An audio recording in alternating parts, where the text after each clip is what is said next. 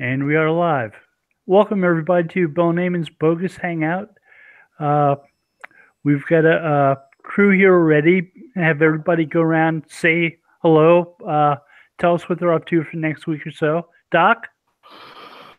Hello, Doc Sheldon, Intrinsic Value SEO and Search News Central. Basically, I'm cranking it. Looks like it's going to be a busy couple of weeks to cranking up a couple of new projects. If I could do this week's income another 51 times this year, it'll be a good year. I won't hold my breath, though. But that's going to keep me busy for a while. Well, that's good to hear. Money coming in? Absolutely. Always nice. Mm-hmm. But it's damn sure going out. Mine too. The IRS got their pound of flesh, so I got to recover from that. The IRS gave me some back, so I can't complain too much. You got my money. They kept that mortgage interest deduction. So fortunately, they kept that instead of getting rid of it, like a certain bureaucrat was talking about. Glad they didn't. Yeah, it was my own fault. I got hammered this year because I had a really good year over the last one, and I didn't catch that was happening, so I wasn't putting enough away to handle my taxes. And it came as a sweet and sour surprise at the end of the year. Oh, wow, I made all kinds of money. Oh, it's all gone now. Yeah, people say that's a good problem to have. It's never a good problem. Don't blink, you'll miss it. Yeah, when you find out you have a hole in your pant pocket you'd been putting your wallet in, and the wallet's gone. Gaping hole. It helps if you realize that it's really the government's money, not yours. Well, yeah, I guess. I mean, all of it. They let you keep some. And that's only on loan. Terry, introduce yourself. Terry Van Horn, International Website Builders. I deal with that stuff quarterly. Just go to the bank and pay a little at a time, then it doesn't hurt so much. This week I'm actually planning out a campaign for opening a community for a client. Kind of interesting. New product. I did some price. Looked around at all their competitors to see what they're doing price-wise. I don't do that very often, but in this case, I offered to do it so that I would better understand what the other offers were. It's a new, different kind of product for the industry. So. It's the way we learn new things, by trying new things out. Yeah, and it's nice to do some stuff that's, just business or marketing related rather than always doing SEO or web design. I'm starting to lean to be more of a all-round account consultant in the future than just doing SEO and web design. I'm particularly interested in working with new web design and SEO agencies, showing them the business side. Because from my experience, a lot of SEOs understand the SEO stuff, but they have no clue really how to get customers. So Dave brought my attention to this because, you did the program with him and I on how to kind of start up an SEO business and how we find new clients and bring them in. I don't think that's really being taught very well or is talked about at all. So it's something I'd like to address. There is a gap there. Yeah. Yeah, well, it's radical change from It's just like, if you've got a really good employee on the production floor, they're doing a fantastic job, so you decide to make them a supervisor. That it's a whole different field. You could be a greatest technician, or engineer, or mechanic in the world. That doesn't mean you can handle people. Right, and often people get promoted to the point that they're most incompetent at. That's that Peter principle. Yeah. Yep. Yeah. I made that mistake. I had a really great guy that he was the lead, a working lead on a crew of about 20 people. But he just had a fantastic crew. They just worked like a well-oiled machine. They didn't need any supervision. And I promoted him into a managerial position, and he fell flat on his face. And it was my fault. Because I didn't realize. I was taking him out of what he knew how to do and putting him into something he had no idea how to do. So I set him up for failure. That's so many guys, like you say, Terry, they understand the nuts and bolts of SEO, but they have no idea on the business side how to manage the business, to manage their cash flow, or how to find new business, or how to handle customer service. There's just so many things that you need to be at least relatively competent in, or bring people on that can. It's a big gap. As a manager, part of your responsibility is helping the people who work under you learn new things and develop and grow. Absolutely. So you've got to take those chances. Absolutely. Well, I've known a lot of managers that were so threatened that they were holding people below them down because they're afraid they were so good. If they gave them an opportunity, they might make them look bad and end up taking their job. And hey, that's the best thing in the world for me. If you're working for me and I can get you, because I've been held back from a promotion because I was too valuable where I was. Yeah. They didn't have anybody to replace me. I want to have somebody in the wings that's up to speed that can fill in for me, so that if a vice presidency opens up, hey, let's take Sheldon and put him up there. Mm-hmm. Sometimes people don't do well as managers, and they are actually best in an individual contributor role. And so the challenge with people like that is to find ways for them to grow and to earn more and more money in that role, and have them be satisfied at it, instead of trying to force them into a role that they're not happy with. Yeah. Or not. I mean, if you wanted everybody to be great managers and have people skills, the world would be run by social workers. It just it doesn't work that way. Yeah, that would be a terrible place to live. Yeah, that would. I'm married to one, so. Hey, Tim, why don't you introduce yourself? Okay, so I'm Tim Colling, and I'm the president of A Servant's Heart web design and marketing, and I do a lot with healthcare, especially healthcare services delivered in a home, and that means I do a lot of the local SEO work. In terms of things I'm going to be working on that are coming up, nothing particularly remarkable. I'm continually doing work for my clients. If anything, the main thing I need to work on is trying to become more scalable on the development side, so that I can focus more on working on the business instead of in the business, as you hear so much. And I'm interested actually in hearing a little bit more about Terry's project, because I wonder what it means when he says that he's working on building a community for this client of his. Does that mean bulletin boards and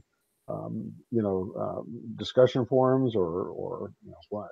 So it entails that. We'll also be doing events, and it's a business center. So okay.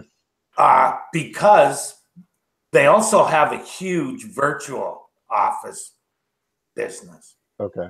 That I think can be moved up to co-working, and that's why probably be 4 or 5 incubators that I'm looking to kind of set up and give them special deals. Basically, share everything I know about those, what we've learned, like being in business since I was like 11 years old. Make them pay. That's all I think. And so Fun. And I feel that a lot of the people, even the best in our at the actual skill, are lacking in sales. Yeah. They don't really know how to do sales, and they're scared of sales. Well, I'm one of those, Terry, because I've always I still believe in the adage that there's salesmen, sellers and closers, and I've always been, even when I was a marketing manager, I was a great closer, but the idea of making cold calls, sales, just oh God, I hated it with a passion. If you already have interest, enough to get your attention, then I can close the deal. But to just stop you in the hallway, or stop by my booth or something like that, I hated that shit. Yeah, a lot of it's just listening. No. Oh yeah, but still, a lot of it's listening and then knowing what to respond with, and unless I felt like I had a qualified lead, because I know when I get a cold call on the phone, or somebody stops by my office cold, it pisses me off. It really does. I mean, you're assuming that you can interrupt my day with your nonsensical crap. So if it pisses me off, I figure there's a bunch of people out there pisses off too. I just can't do that to people. I feel like I'm starting off in the red to begin with. So that it just always drove me up a tree. Yeah, it never really bothered me. In fact, I always preferred that a bit. I don't mind. I've always explained in as untechnical language as I could, and I've been told this by clients that I make sure that they understand what I'm talking about, and I think that's important as well. Oh yeah, and you can't be pumping jargon at them, and and the old if you can't dazzle them with brilliance, baffle them with bullshit. Yeah, and you get a lot of people that it just doesn't. They're not happy because of it. So, I found if you're just straight with people, and me. I found if I think your website is crap, I'm not going to. You're not going to gild that lily, are you? I'm going to be upfront about it and tell you I won't take the job because your website, even if I did the SEO, couldn't sell heaters to Eskimos type things. You know what I mean? Like, so often that turns into something like telling a new mother that her baby is ugly. Yes, it's very, very similar. Especially with small businesses, boy. They don't want to hear that. Well, it's funny, small business owners, because I do most of my business with SMB, not big enterprises. They tend to be more in love with their ability to read their market. They're more convinced than some CMO or COO at a large corporation that they know better about their market than you possibly could. And it's sometimes a real tough sale to make them realize, you're living in a bubble. You're seeing things the way you want them to be rather than the way they are. So one of the worst websites I've run across is owned by one of the richest people in the United States, Warren Buffett. Is Berkshire Hathaway. Isn't that something else? Is ancient. It looks like it's crawled off of the web 1994. Probably did. Well, it probably did. Look at Craigslist. Like Warren Buffett doesn't invest in technology. His words, I don't understand it. I don't invest in things I don't understand. Right, but he invested in his nephew building that website. And it looks like it. But I'll bet you he doesn't get his sales from the website. No. His argument is probably that, well, it hasn't done too badly for me, but yeah. that he has an annual event that people fly in from all over the United States to see. I think he knows his customer base. Yeah. They want to see him. They don't want to go to a website and read,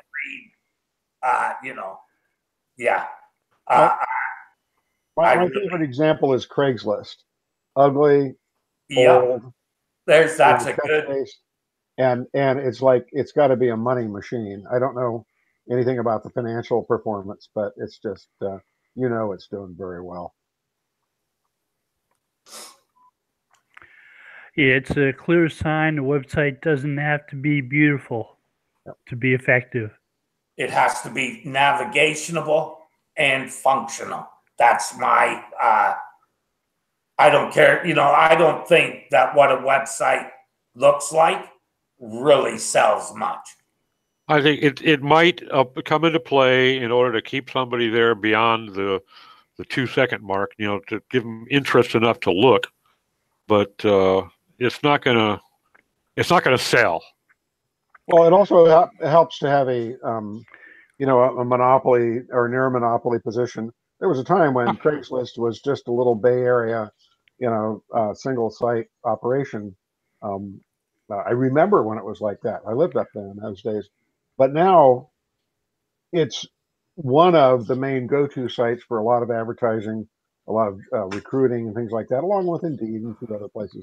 It would be hard for somebody else to enter that market now, just like it would be so hard for somebody to really compete against eBay, for instance. So Craigslist is a great example of a site that grew from one market to others and expanded well, very effectively. Because it allowed its users to determine the marketplace. It didn't try and set the marketplace. It allowed users to do it. And I've always believed your best bet is to follow the users. Like, look what they're enjoying, what they're doing. Like, one of the most successful sites I did was a YouTube channel. It's had over 40 million downloads. Wow. And how did I figure out how to do it? I just looked at the comments that people were making, and believe me, it was easy to figure out what we were doing wrong and what we were doing right, because they don't hold back. They'll, if you're lame, they'll tell you your lane. And what we learned right away is getting talking heads in from companies to talk about their products was the worst thing we could do.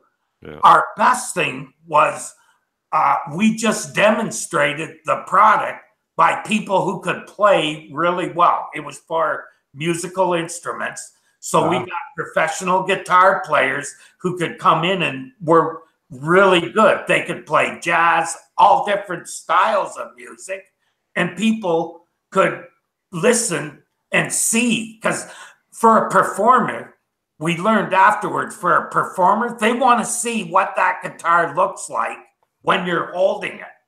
And, you wouldn't think that that would be important, but it is. Those were the kind of things we learned. That YouTube channel now pretty much is the main traffic source for that website. And they were doing PPC. Well, SEO was always good on it. But the video just took it to another level.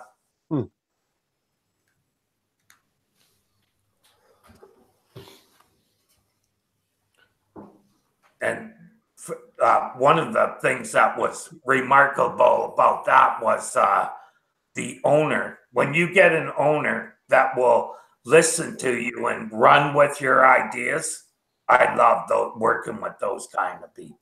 Yep. The day we started that project, the day Google bought YouTube. So when Google actually started putting videos in the results, we already had like 50 videos on YouTube, and they started those at #1 to see how they would do. So we kind of did. Timing is everything. Yeah, it was a good year for the client. Yeah. But they went as far as building a studio to do the videos in. Great place to work too. The owner was awesome. Cool. And what was the community there like? Didn't have a community. No. No. Really? I generally, something like that, we tried, but it didn't work. Again, we were trying to work with the actual companies. Yeah. And we should have learned from that people don't want to hear from the companies. They want to hear from other players. Companies talk too much about stuff that's not really interesting to them. They Terry, just want to hear the instruments. Were there a lot of comments on the videos so that people kind of interacted that way? Not a lot, no, but they were good in that they told us what they didn't like. Okay. And I watched them and watched the comments really closely at first and was able to quickly establish what they liked. That's what I like about YouTube, is you can get some good feedback if you're doing stuff that's worthwhile. Sounds like a site my brothers would be interested. I'm the oldest of 5 kids, and my brothers are all music, aficionados. One is a journalist for music. I don't know anything about music.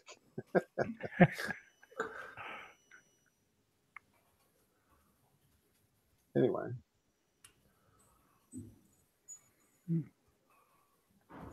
So, anybody do anything with Google Bulletin yet?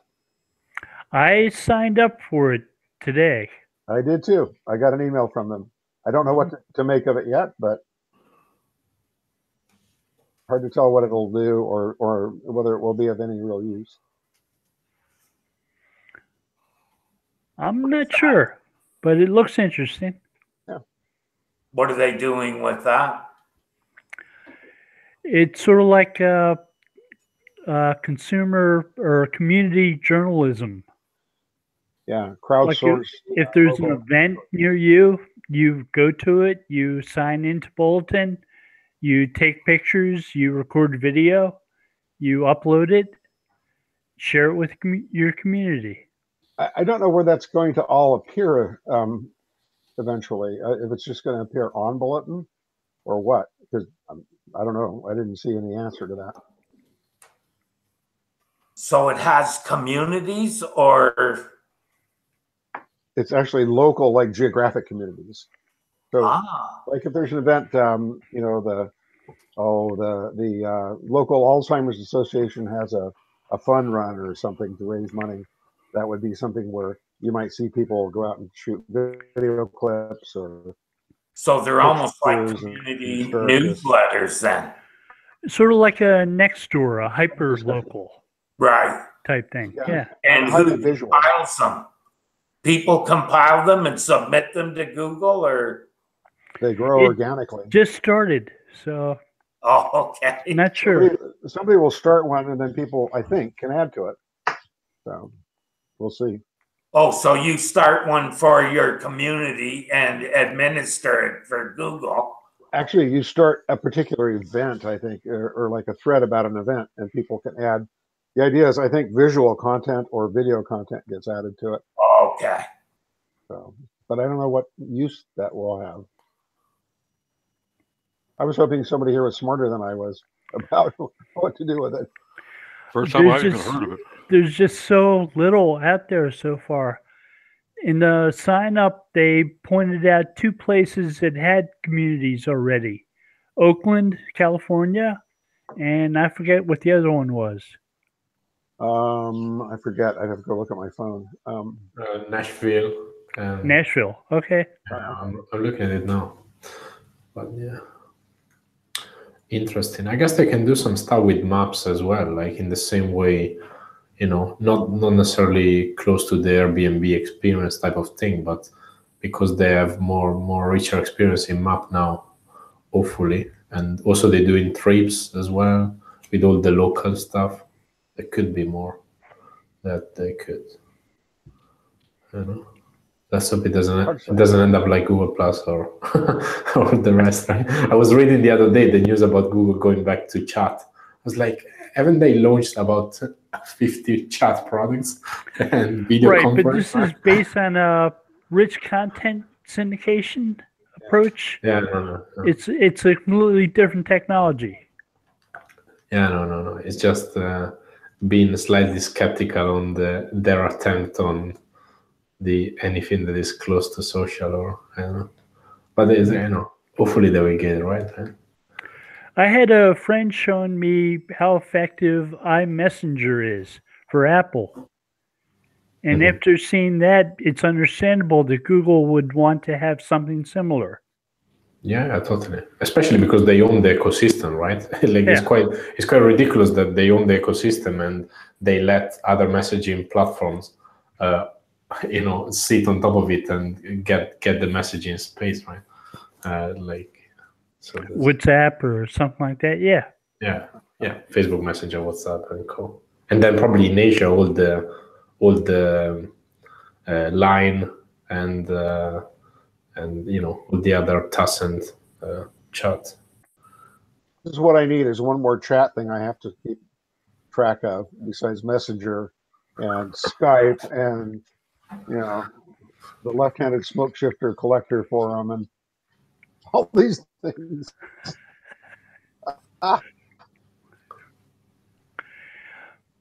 Get so many notifications on my phone, it takes up the screen and covers it completely.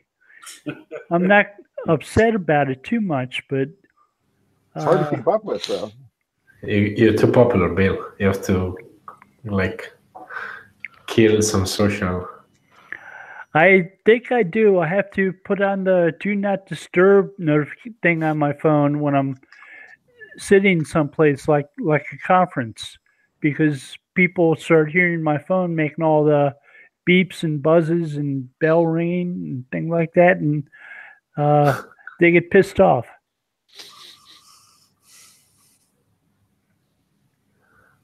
Yes. I don't blame them.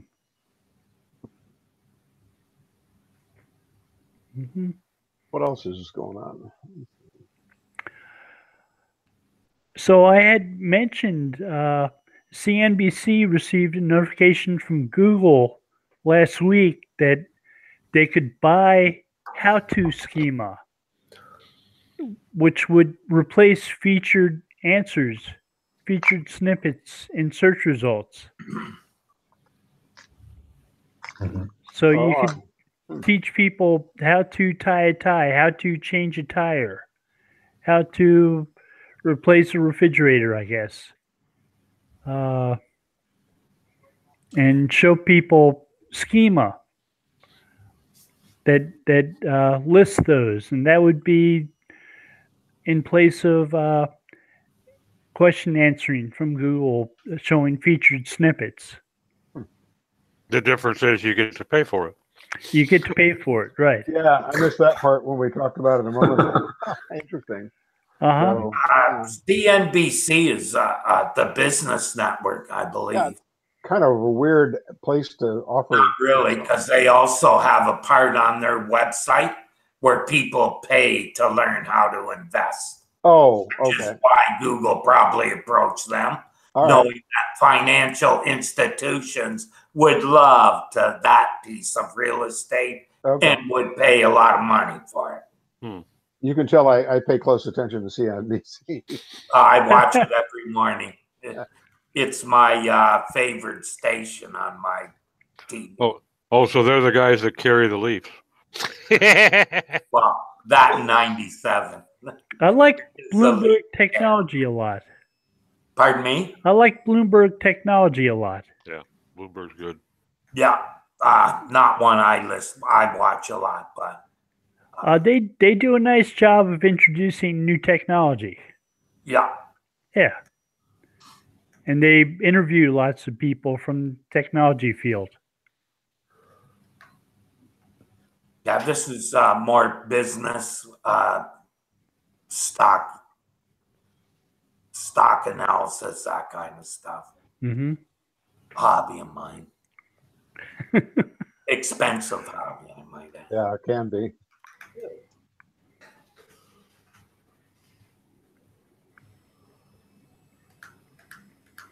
But I can see that's an area that they would want to monetize.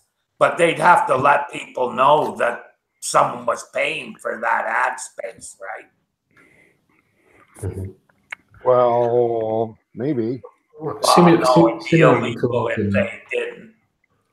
So Google's been imitating organic search features with their advertisements.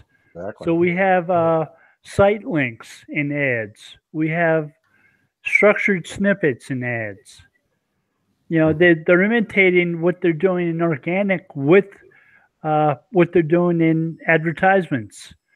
And I think part of the reason for that is to camouflage them, to make them not look like ads, You think? even though they have little ad logos next to them. And they've made those ad notifications increasingly smaller and smaller and less noticeable. They used to be a slightly different tint, a color, a yellow. Yeah, that was too subtle. Yeah. There was a point when they were almost white. It was almost invisible. Yeah. It was. Well, Yeah, they got a pink background at one time or something like that. Yeah, they use that trick too with white text. Yeah. I think the FTC sent Bing and Google a letter saying, "We see what you're doing. And we Cut don't it out." like it. Yes. Yeah. They're very. One thing I will say, the FTC has let bloggers get away with a lot of things, but they have not allowed the search to be used like that, where an ad is not known. Because that's the only thing that I've seen them. As soon as someone tried to do that, FTC were right on them saying you can't do that. Mm-hmm. Also on like some products, didn't they start by having that product in search free and then suddenly became I remember like stuff around loans or mortgages, and that initially was a free calculator, or maybe even Google Flights, or some of these they were not paid from day one, right? So the first iteration of the calculator was probably organic, and then at some point they built like a paid feature on top of it, and now I think that Google Flights is probably just paid, or I don't know. As long as they aren't taking money for it, they can do whatever they want. As soon as they take money for placement, they pretty well got to mark it as an ad. Mm-hmm. Even, by rights, a blog, anything that they've received money for, they're supposed to make note of that. Well, yeah, it's either going to be labeled as an ad or as sponsored content. Right, Yeah. right. That's why even before Google was clamping down, whenever I built communities where we were taking ads, I put right above it, sponsor ad. You got to kind of segregate your ads from your listings. And but I do in a listing, I will, like for a member, I will link to their website, and it's a followed link because that was a reviewed person. So, value add, all that other nonsense that everyone wants to see. I've been seeing some blogs offer advertorial type content, sponsored blog posts. One of them from Search Engine Land quoted me on something, and they got it wrong. They picked the wrong one. they quoted a patent incorrectly, and were trying to use the patent to say brand mentions were equivalent to links. And that's not what that patent said. Even though they quoted me on it, and I contacted the Search Engine Land and ask them to remove my name. Right. Don't want to be associated with that kind of stuff. Did they quote your price for removing your name, Bill? No, but I could blog about them if they would do that. Yeah, there you go. We can approach this from two different directions. You can fix it, or I can fix it. Right. Then again, that's just, perhaps they didn't understand that brand mentions are citations, and all they had to do was look up what a citation was, and their question was answered. Right, but it's not the citation approach that local search uses. It's a site quality patent that Navneet Pandako wrote, where he was talking about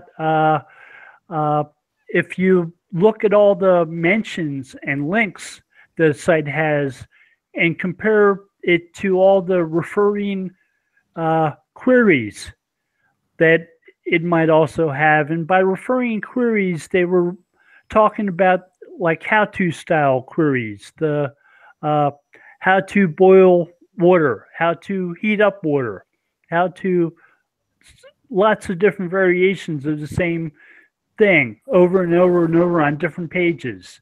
And the more referring queries there are like that compared to the number of links or citations or brand mentions, the spammier the site, the lower quality it is. That's what that patent said. It wasn't saying that brand mentions are equivalent to links. Hardly. No. Okay. Well, like Fab says, they chose the wrong person to misquote there. Yeah. Well, they also didn't really know what they were talking about. Gee, No. yeah, sounds like Which is even And- more of a problem. Considering they're an SEO tool maker, Yeah, that always maybe not a bothers- surprise. that really bothers me. Which one was it? Are distributing tools where they didn't get the premise right. I can name a couple of those. I've worked for them. Yeah.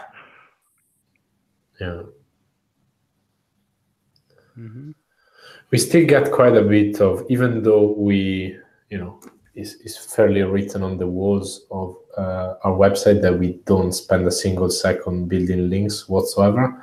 We still get quite a bit of requests for guest plugin, all these kind of advertorials, and we still get flooded quite a lot. And I'm surprised these days that, there must be someone who buys them if this guy keeps spending time chasing companies, right? And and especially because we produce a lot of content on the blog where we quote companies, and if it's relevant for the article's sake, we link to them as well. So this company probably do some exercise of monitoring links that they get, and then they try to get more links from the same place. But we have to go back to them and tell them that unfortunately, if the author of the article didn't think to put additional 5 links to their website, that's over, right?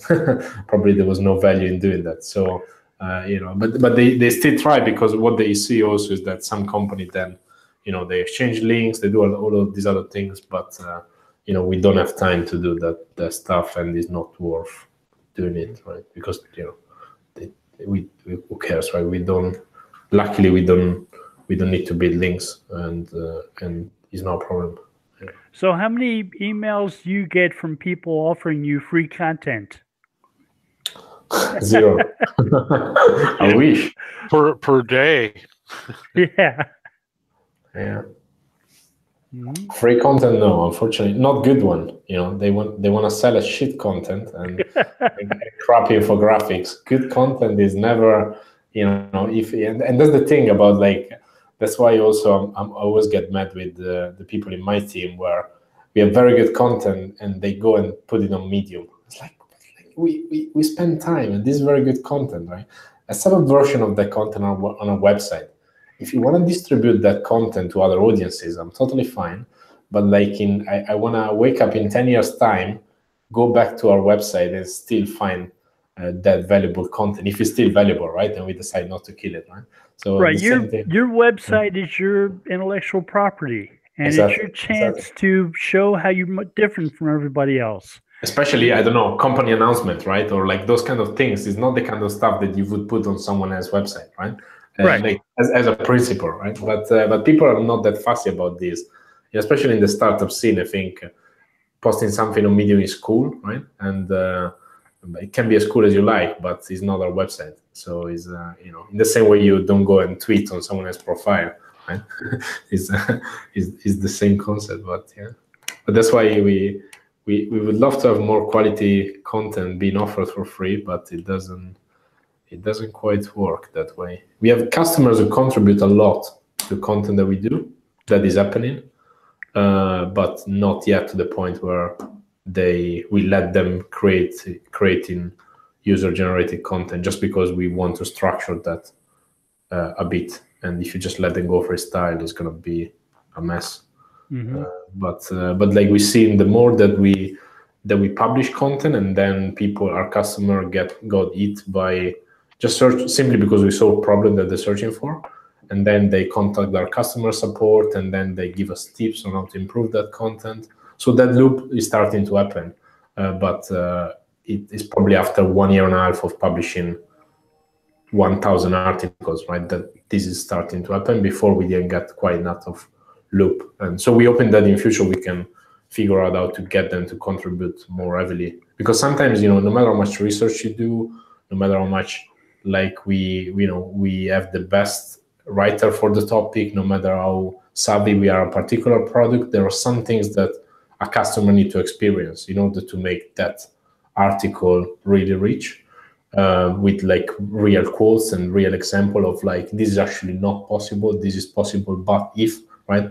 And sometimes this is really important, but it's difficult. Well, obviously we need to figure out how to do it at scale. That's why we haven't quite done it yet, but it would be really cool. Yeah, I'm not quite ready to publish another how to benefit from AMP article on my site. With a little bit of luck, maybe that will soon fall by the wayside. Exactly. Didn't you have benefit with them? How dare you not having benefits? I saw one website though that it was not just about AMP. They did the AMP version, I think, which made the site look a bit disgusting, because they basically stripped down everything that was meant to be there. But at the same time, they had a progressive web app, and they saw conversion going up quite a bit, just because people were bookmarking, and that was sticking more in terms of experience. So I guess AMP was just helping people to get a first quick, meaningful paint of the page, and then people were bookmarking that and pinning that up to their phone, and then they will see people using. Is a tool, so it's easier for them to build that kind of behavior. But that's been quite a surprise. And recently, on one of my Google profile on the phone, I have a few Android profile within my Google phone, and on one of them I'm using Twitter Lite rather than the main one, the app, and it's so smooth. I'm actually going to download the app on the other one as well, and because there's not really much that I need to do that the app doesn't do on Twitter Lite than the other app. And a lot of people, especially for companies where you may need the app twice a year, right? Why would you need to install something if you need it twice a year, right? Like install it, or otherwise you need only certain function of that particular app, right? It's like when you're downloading the app, you're basically downloading the use cases of all the user of that app, right? Versus like with progressive web app, you could only take a couple of features and then get half of that app to some degree. Obviously, it's a bit trickier in some instances, but I think sometimes could be valuable for low specs devices, slow connection, a lot of things. Limited data plan, right? We don't have that problem, at least in London, but I guess that even in Italy, some people do. Where I come from, it's not that you have a limited data on a very strong 4G.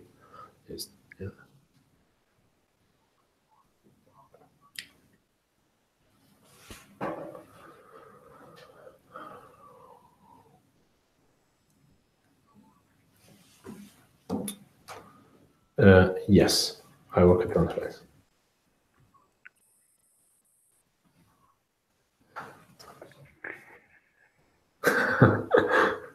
secretly chatting. I just Yes, I'm still a TransferWise. Yeah. I'd ask. I've got some developers I pay using your system. So. Oh, that's nice. That's what the business product is meant to do. We have quite a lot of companies that do that, and especially if you have developers in other countries, but now probably even in the same country as well to some degree, because you can send USD wherever at this point in time as well. So even paying people in dollars in other countries. Yeah. It's good. So one less customer I need to pitch. I'm actually very unsuccessful, right? We have this invite program where you can invite 3 customers and get like a bonus. Most of our growth actually comes from people that do it without even giving them a paid incentive, but sometimes for some people that little paid incentive it's easier. And so like internally we, everyone is quite passionate about our company, our mission, but sometimes we are really unsuccessful in doing, our customers are really good in inviting other friends and tell them why they should use TransferWise. I've been working here 2.5 years, and I think I successfully invited 3 people with the knowledge of the product that I have. And I don't know, I'm really just bad probably at talking to people. Fortunately, SEO is doing slightly better than that, but yeah. I almost never try to actually take advantage of that sort of thing because it's too much to keep track of. But if I know somebody that needs that kind of a service, then I would just happily recommend it. So. Yeah, like we do have a referral program, I think, also because that helps people. Sometimes people don't take that extra step to take but most of the time our customers, they, let's say you have been sending, $5,000, $10,000 this year, maybe you save $150, depending on like where you're sending it to.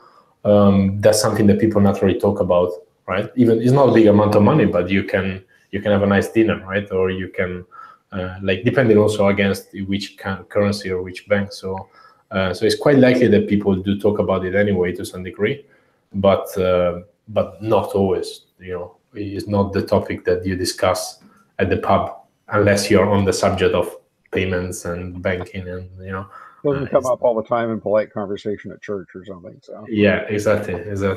Yeah, we do have a bunch of businesses that use us for charity as well. Like I remember there was like a massive event at some point in time. I don't remember which one where people were using that.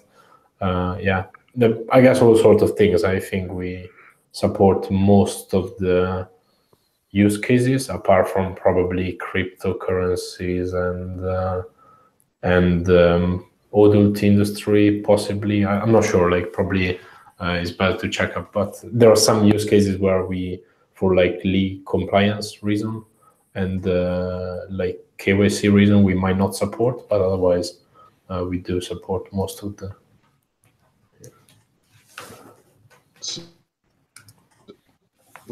Well, I've been.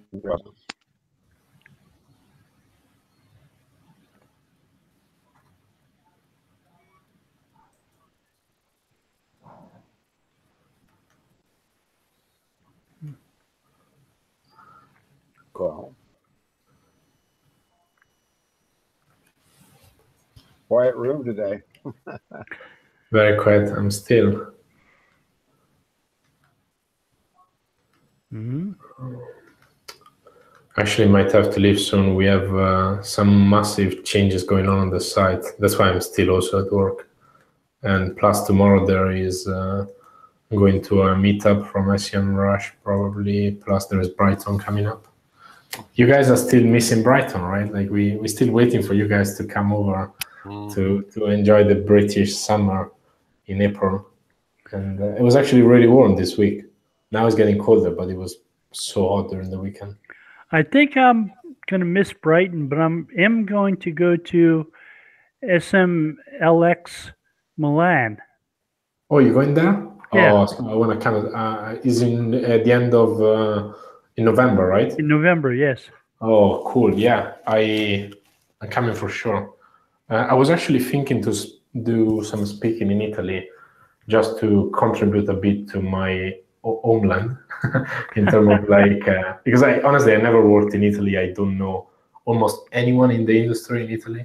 Literally just few people, maybe Gianluca, Fiorelli, and a few other who is also not based in Italy, right? But Right, he's in Spain, right? Yeah.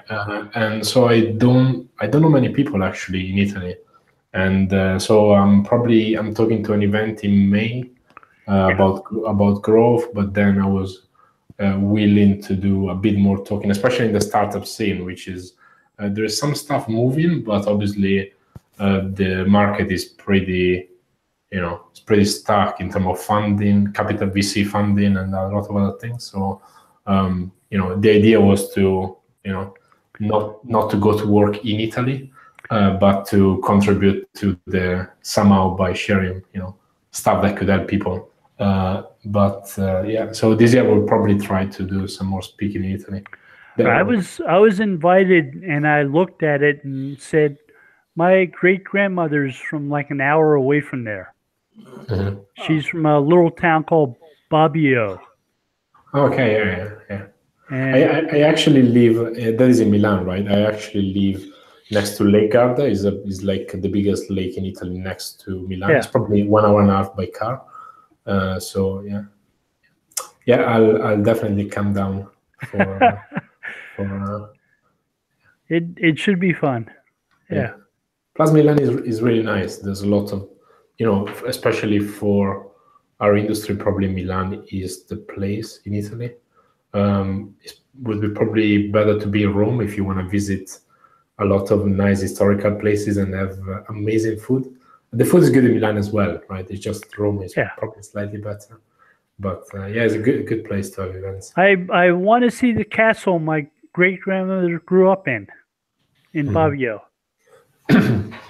Yeah, and it's probably, I'm not sure, but I think it's really close. You can get there on a, Yeah.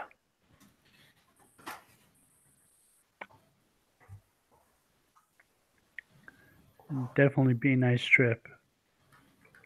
Nice. Mm-hmm. Well, we're getting close to the top of the hour. I'm going to have everybody go around and give us a thought for the week. Doc? Oh, thought for the week. I guess just a reminder for the folks that aren't quite sick of hearing me mention it yet, GDPR is coming up. 25th of May, that, it's been I keep seeing people saying it's going to take effect the 25th of May. That's not true. It took effect 2 years ago.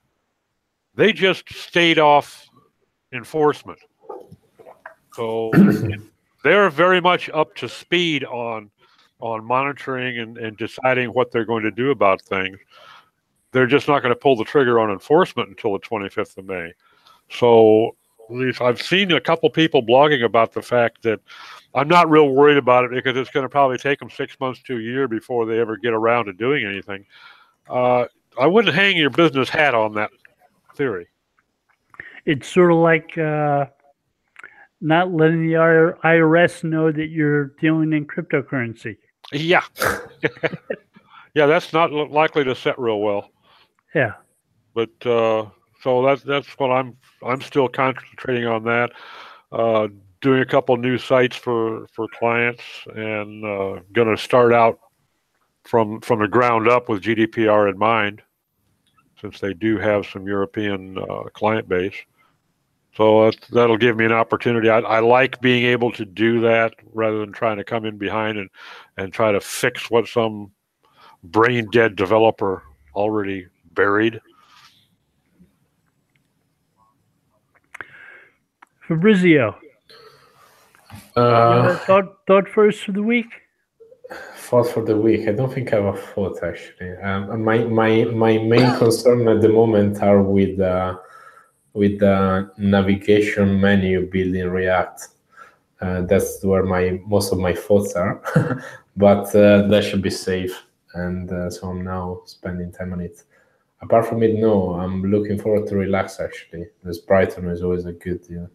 So I'm going on Thursday. So yeah, it's always a good chance to disconnect a bit, even though it's still work related. But is you go to the seaside, you just chat to people. It's different type of like work. I don't need to worry about money transfer for a few days. I think there's a big SEMrush party Thursday night, isn't there, Fabrizio? Yes, plus Deep Crawl as well. I don't know. I've been invited. Deep Crawl. I'm sorry. Yeah, Deep Crawl is throwing a big event Thursday night. But there is even, I don't know. I've been invited to at least two. There's a lot of things happening. There's even an agency who hired this like, I think is a Mustang with some Brighton SEO logo, and they're taking people around Brighton with that car. I don't know. There's a lot of things happening this year, which are like a bit out of. And is getting probably really big. And so I've been invited to a few pre-parties. I'm not sure which one is the real one, but I will regardless, probably people will drink in both places until that there is, and there is to go. But yeah. I wish I was going to make it. I know Ammon's planning on going. So. Yeah, I think I messaged him the other day, and yeah, hopefully he's coming. Yeah, so we can catch up. Yeah, he's riding down with somebody. I forget now who, but somebody is driving, so he's going to ride with them. Okay. Usually there is Mark Garcia that usually drives. Mike. Yeah. But I'm not sure whether he's with him. We haven't talked. But cool. Mm-hmm. Terry, any thoughts for the week? Oh, I have one or two every week. That's about it for me. You're pushing it anything past two. Not much. I'm just, working away on a couple of developments. And, counting the months down to retirement. Is there such a thing? Well, that's a myth. Retirement, as in that's when the government starts giving my money back. Exactly. It's return. Yeah, return on my investment. So I did live long enough to get it. It's like insurance, eh? You pay it with the hope you're actually going to collect some. Well, I made it, so 9 more months to go. Yeah, I'm wondering about if Social Security is ever going to show some return. Well, I was just the other day. I noticed somebody posted an article that I found interesting on Social Security. We've been hearing for so long that it's broke, and the baby boomers are going to drive it into the ground because there's just no way could it possibly meet the funding. Yet, this article was stating how they had a 40% surplus on hand. I said, how do you reconcile those two statements? We're bankrupt, but we're friggin' rich, And then the question is, which one is fake news, right? Well, supposedly they both come from reliable sources, so renowned sources, I should say. I don't know that there are any such thing as reliable sources anymore, but we've been hearing that it's broke for so long that tends to hold your attention more, and it makes some sense because they're starting to pay out a lot more than they're bringing in. But then they come along and say, well, we got a 40% surplus. Well, what is that for, like the next 3 weeks or for the next decade? I don't plan on. I probably won't live long enough to get my money back. So you never know. There's more and more talk amongst my friends that it kind of is worth considering taking the early payout, which I didn't do. I'll be eligible, I guess what you call regular payout next year. That's age 66, but yeah, I don't know. Folks that began taking it at 62 are planning on living long enough to actually make money on the deal. So In terms of snappy sayings, Bill, Yeah. I don't have any snappy sayings for you. Don't say anything. Don't do anything in public or private that you'd be embarrassed for your mom to see the next day in the newspaper. How about that? Does that include tweeting things at 3 a.m.?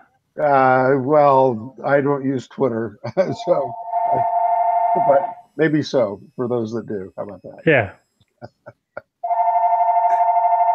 Hello, hello.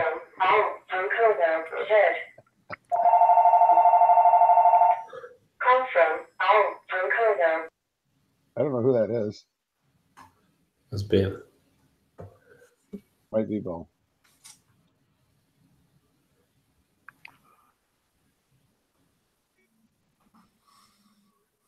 It's Bill. You're missing the last one to close the loop. He's on the phone. Yeah, and he's got the control to take it off live. Close the game. Yep.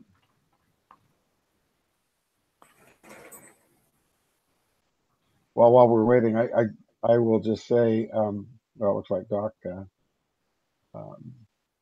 has gone away too temporarily. No, I'm here. I was just letting my wife walk past.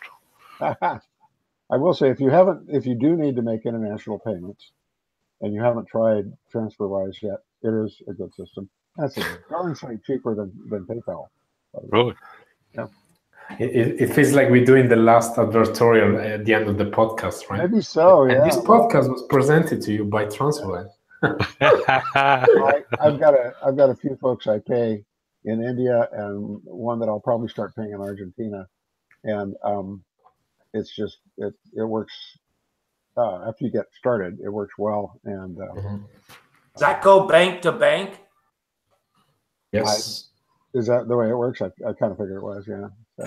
So, I'd be interested in that. I'll talk to you once Bill shuts things down. Yeah, I might check that out too, because my biggest client is in Canada, and they don't pay in U.S. dollars, so I get killed on the PayPal fee and the foreign currency exchange. it's well worth checking out then, probably. Yeah. As a recipient, I'm not so sure, but as a sender. Also, what you can do now, not for Canada, but US dollar, Australian, Euro, GBP, and probably some more, you can get local bank details. So you end up having a multi-currency account with local bank details. So I'm a company in UK, and I want to be paid from a US supplier. I don't need to give them my UK account number. I can give them my US detail of the TransferWise multi-currency account. They do like a USD transfer, like they would pay any local supplier, and then basically you start having dollar on your USD balance on TransferWise, and then you decide whether you want to convert it or send it to someone else or send it back to your account as you like. So like probably even for getting paid is getting better versus before it was just a send from this account to the other account. But now we have a lot of companies who have got this multi-currency account with us as well, so that they can get paid in the local currency and avoid the friction of teaching someone how to do it sounded like we're getting a seminar on how money transfer works and why we eventually. we can do it offline. I was doing a little testimonial for we can do it offline. Yeah. Yeah, we're past time. We're going to close down now, I think. Thank you, everybody. Take care. Thanks, Joe. Mm-hmm.